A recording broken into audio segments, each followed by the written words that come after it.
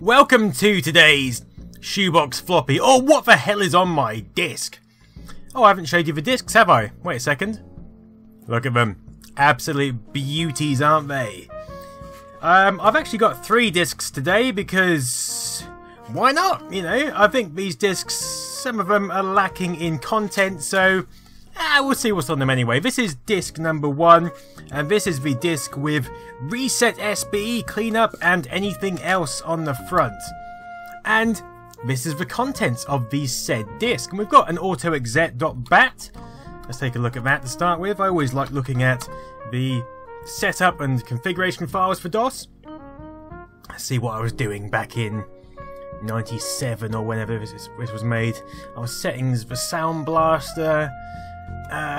Set up there, some paths I'd set up, a bitware, not sure what that is. We've got a DOS key, we've got the keyboard.sys loaded for the UK, loading high, some sort of Sound Blaster program, and the CD driver. Oh, look, there's loads going on here. I mean, these are all different types of starting.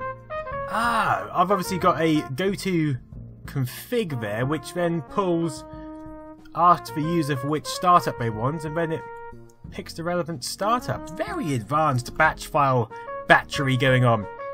Anyway, that's not really important at the moment.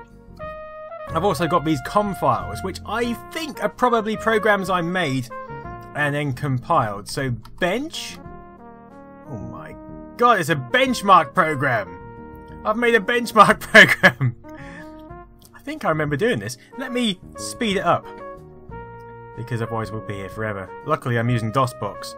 So let's put it up to 35,000 cycles.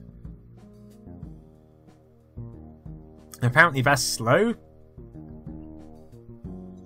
God, we're going to be here forever, aren't we? Your computer's mark from 1 to 100 for slow processing power is 14%. This program's written by, it wasn't by me, it was by Ben Jones, one of my school friends. Well done, Ben. That is a marvellous, marvellous program. What else did we have here? Let me have a look. So, we've also got cleanit.com. Clean it. I hope this doesn't do anything. What the hell? I don't even know what the hell that did. That's a bit worrying, isn't it? Colours restored, video mode restored, PC speaker restored. This is another program by my friend Ben. God knows what that has done. Hopefully it hasn't deleted my... No, I've still got directories. Cleanup.bat, that's a batch file. Okay, cleanup.bat. That just runs a couple of programs. We've got CPU test. Speed test program 1.2. Now this is one I did. This is clearly a much more basic speed test. It's just throwing a load of asterisks out into a line, and then I guess it's gauging how fast this entire process is done. God, this is basic stuff. Very inaccurate as well for testing the computer. I mean, you get a rough idea, I guess, but there's lots of variables such as video card speed and processor speed and bus speed. I guess it gives a reasonable overview of the computer's speed. Again, let me just speed up DOSBox a bit and see if we can get this over with a bit quicker. Oh yeah, we are rocking now. Oh yeah, this is a lot of asterisks. We're up to 60,000 cycles. Your computer's mark is 55. Your processor is slow. This is a bloody Intel i5, boy. Jesus Christ. There we go. Copyright Peter Lee, 1996 to 97. Well done, me. If we look at the program, here we go. The date stamp on it is the 9th of the 2nd, 97. Okay, we've got Deltree, which is a batch file. I'm not going to run that. That's probably something which... Delete shit. Yeah, we'll move on. Manager. Let's run this.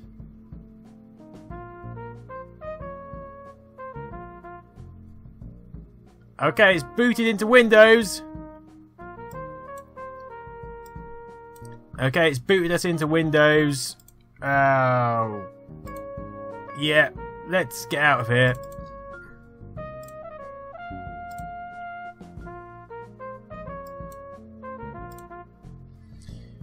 problem with going through these old programs. Half of them you just don't know what they are.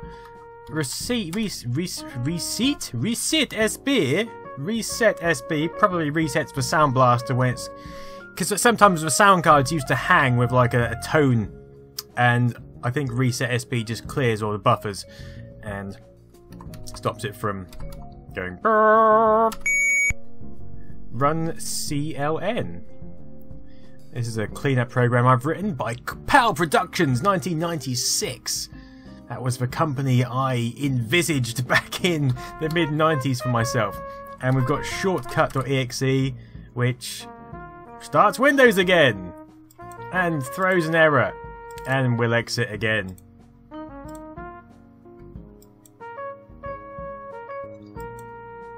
Alright, so that is the first disk. Let's move on to the next disk. Now the next disk contains a couple of zips. We've got music and to do. So let's make some directories here.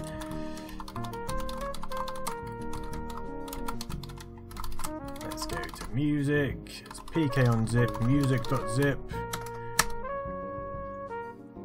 Windows program. Let's go to do. pk on zip to do.zip. Another Windows program. So let us start Windows 3.11. And just like that, we are in Windows. Alright, what disk were we on? Disk 6. So let's look. We've got music. Okay. Setup. This program will create the following directory for Music Sculptor. Okay. Let's go. Create a set of programs. Excellent. Music Sculptor. Inefficient memory? You having some sort of laugh? I've got 60 bloody megabytes free. What the hell are you talking about? What kind of computer back in '93 had 60 megabytes? Must be low on system resources. Anyway, that isn't going to run. Oh my god, how tedious. Let's go to do. To do or not to do? That is the question. To do V2. Wait, we've got a to-do list. Paperless Software Limited. This is quite handy. I could do with this today. Delete Windows 3.11. Install Windows. I can't bloody spell. Install Windows 98. Oh, look at that. Even crosses the words out as you go. That is spectacular. I love it. Absolutely love it. And you can move it around by the pin. Oh, what a marvellous, marvellous program. Not sure why this music one's not working. Let me just try running the executable straight away. No. Doesn't seem to be functioning. Alright, let's go back to DOS and try the last disk. So, disk 7 is a screensaver. PK on zip, scrantic.zip, D. I'm not sure if you need to extract this. I presume you do. Okay, okay, this all needs to be... Let's copy this to the Windows directory because screensavers need to be there, and go back to Windows. That was a fairly brief session back in DOS, wasn't it? I do often like to make my stays in DOS a bit longer than that. I don't like to just flick in and out of DOS. It doesn't fill me with satisfaction. Alright, so Scrantic was, I believe, Screen Antics. I remember this name, but I can't remember what it does. It's Johnny Castaway! Scrantic Screen Antics is Johnny Castaway! Oh my word. Now this is one of the best screensavers of all time. Basically you get this bloke and he lives on an island, and each time a screensaver comes on, something different happens or a little story pans out and you just get involved in his life. It's like like a TV program in a way. It's more than a screensaver, and loads goes on in his little island. Oh, Johnny Castaway, you must be familiar with this program. So what's he doing? He's making a little campfire at the moment. That's it, Johnny. You rub your sticks together, blowing on his fire. And this was... I found this program amazing. Screensavers were a big thing in the 90s, you know.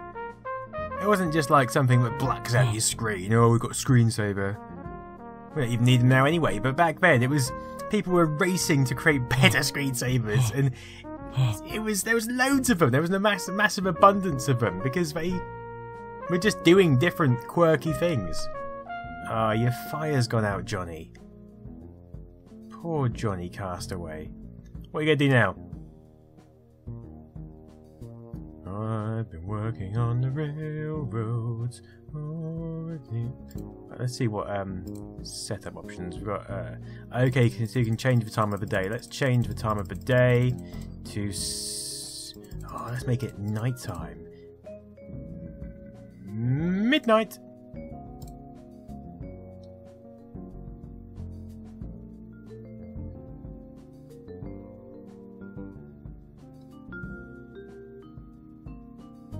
It really is quite dark, isn't it? He's got a fishing rod this time. He's doing a bit of fishing. And normally this would take up the entire screen, but I'm running at quite a high resolution, so it's in a box in the middle. He's got a fish! And it's disappeared behind the tree. That tree is a useful object in this game because it allows you to switch between different events. So you can go behind the tree and then it'll randomise and go to a different...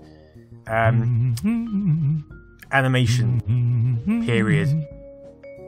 So it's a good switching device. What's he got this time? Crap, and he's disjointed from his body. Anyway, that is Screen Antics. Absolutely awesome screensaver. I did not expect that. I knew Scrantic was something, but I didn't imagine it was Screen Antics. Well, there you go. That is the 3 discs for today. First disc was a bunch of crap I made. Second disc was a bit disappointing. We got a to-do list, and Screen Antics was on the last disc. A lovely way to end this "What the hell is on my disc" episode.